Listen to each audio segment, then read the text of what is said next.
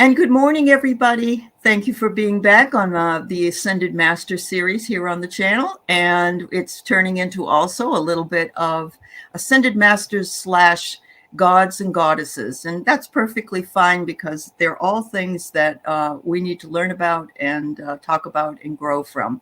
So today I have beautiful Deb Purple Elephant with her purple hair, and I love her. And she's going to be talking to us about the Hindu goddess Kali. Yes. Thank you, Allie.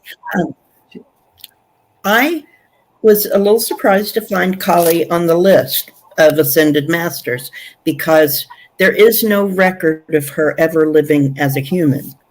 However, the information that I found when I looked into her, and my two main sources were I used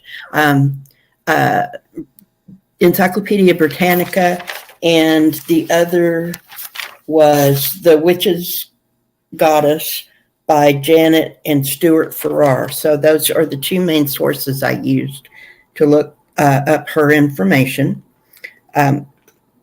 Most of us are familiar with the image of Kali.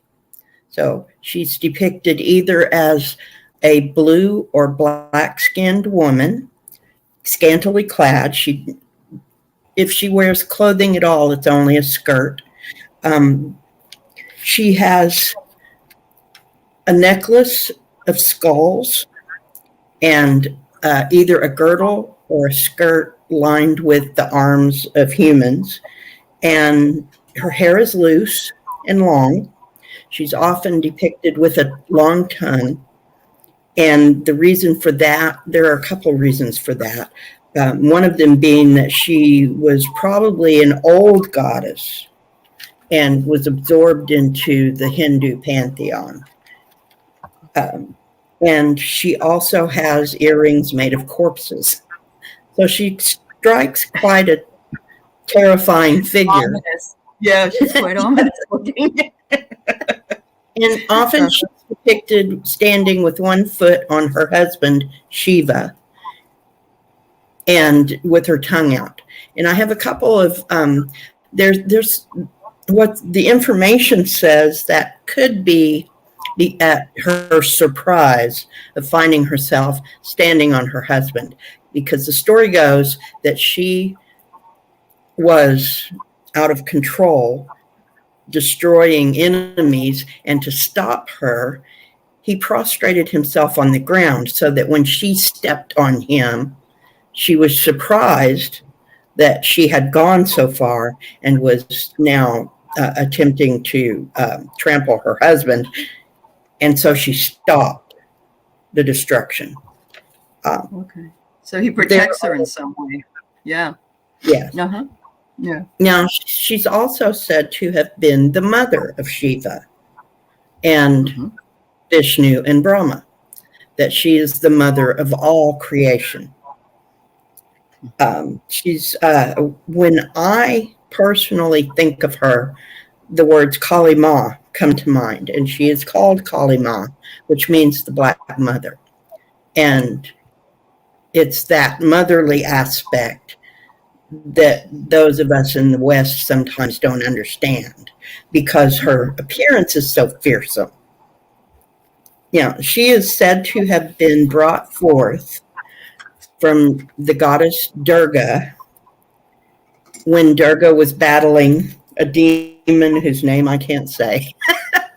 and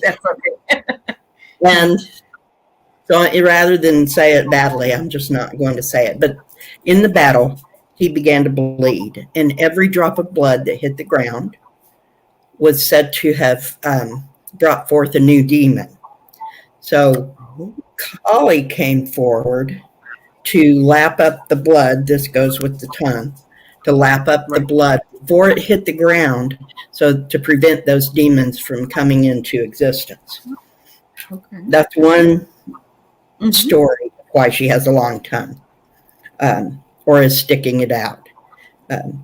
The one that seems more fitting to me is more of a tribal traditional kind of thing, that if you think of like a Maori warrior sticking out their tongue as a warning Yes. to make them look more fierce. So I think, this is just my opinion,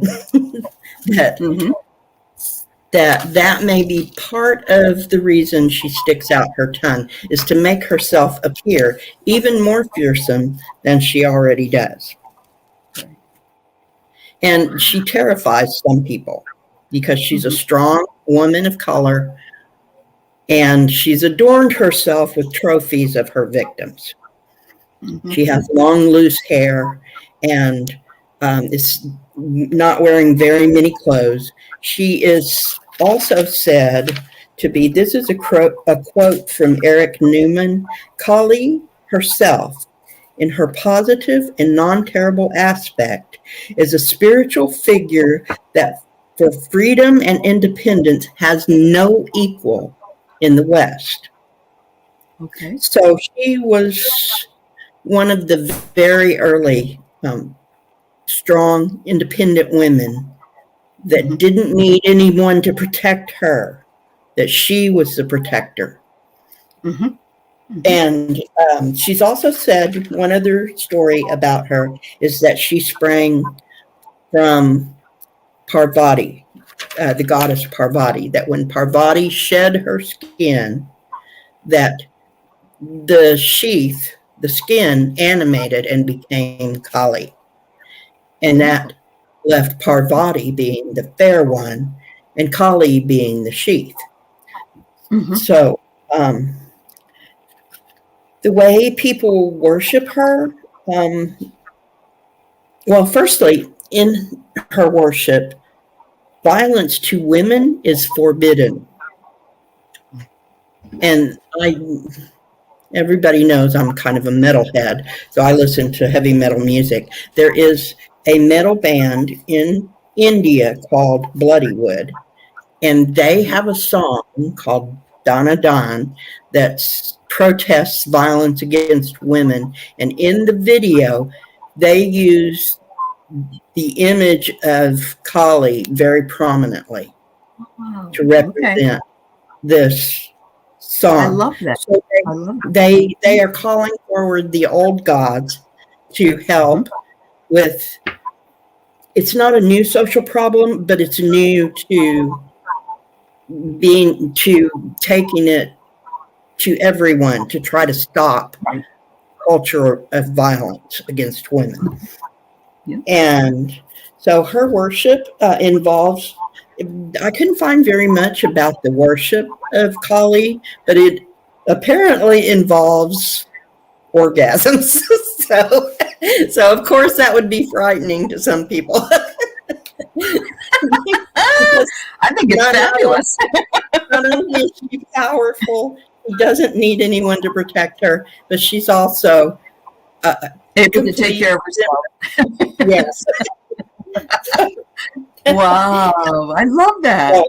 And she's called the creator and destroyer womb of all things. So she is looked to as the mother of all. Wow. And let's see, I think we covered just about everything about her that I could find. And one thing, though, is that Wednesday is holy to her. It's a holy day to Kali. So that's the academic stuff I found. And while I thought all that was very interesting, I thought that I should attempt to call on Kali and see from her, how would she manifest if I called on her? And whenever as I said earlier, whenever I think of Kali, Kali Ma is what I hear in my head. So she comes as the mother, protector, and I have called on her for protection. I have called on her for the kind of nurturing things that you would call on a feminine goddess for. And she has responded. She has come forward. She has become someone that I work with. And I believe, I was probably working with her prior to this. I just didn't realize it. Didn't realize who it was. Yeah. Yes. Yeah. Yeah. And she's always been a fascinating figure to me. I wish she had lived on Earth as a human, but she is she is categorized as an ascended master, and I think if you can get past the fearsome visage that she gives, you would be benefited to work with her. But I would caution that don't be two-faced about something. Don't be wishy-washy. Yeah. She will absolutely call you on it, and she is a fearsome force. So that is, in a nutshell, everything that I learned about Kali and in working with her. But I would say, too, that if you are in a bind, call on her. She can help you. She absolutely will show up. And she has become, I have a few protectors, and she has joined with my protectors wholeheartedly and comes easily when I call her. Wow, that's wonderful. That's wonderful. So, did you want to share a message that she sent to you, or there's no particular message at this point? The main message is that no violence toward women. Right. She does not tolerate that. She does not tolerate untruthfulness. I was going to say pettiness. Yes. And so she is, if she's with you, you will be successful, but you have to come with clean hands and a clean heart and know that what you are seeking is just, and she won't waste your time or hers if not. That's wonderful. Yeah. No, I love that you brought in the popular culture idea. You brought two of them in, one of them being your metalhead song. I love when they put symbology that we may not be aware of into video, popular culture, or, and that everybody will have to take a look and see if they, that they could see that now. But the other thing was the Maori dances that they do with the tongues. And I only recently found one and watched it. And I mean, they all stick out their tongues as far as they can, and they do this whole dance with their tongues out. And it is definitely meant to be a warning, like you say. Absolutely. And so, and then when you explain how she's lapping up the blood, but she's doing it for a very important reason, because this is a demon and she wants to make sure that it doesn't propagate itself, then it really does give you a totally different look at the type of person she is. And she just rocks with her hair and, And she has 4 arms. She's always depicted with at least 4 arms. She has the skull of that chief that was bleeding in one hand, and in another hand she has a sword, and the other 2 arms are for encouraging the worshipers. So it's she does present a very fearsome figure.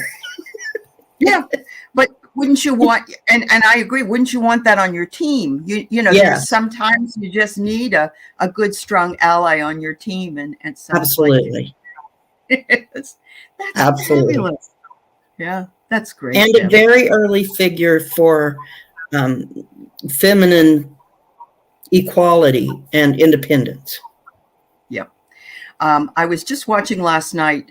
There's a great series on the Gaia Network called Ancient Civilizations, and it talks about women as goddess and how they ran the business here for the longest time until they didn't.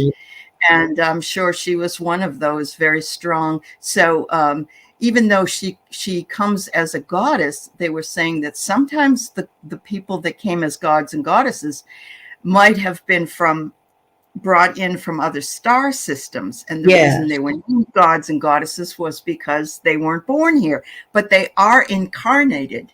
So, and that made me think that because she's so often pictured with blue skin, that perhaps she did come from someplace else where that was a normal color of skin. Just because we aren't blue doesn't mean some others aren't. So. That's right. No, that's absolutely the blue avians, and there's some other ones, I guess, that have they call the blue blood. Yeah, the blue blood. So fascinating talk. Thank you so much for agreeing to do this for me on this series, and thank you for a wonderful information that we can take with us and integrate into our own spiritual awareness. Thank you very much. Thank you. Thank you for having me. Of course. Thanks, everybody. We'll see you again. Bye now.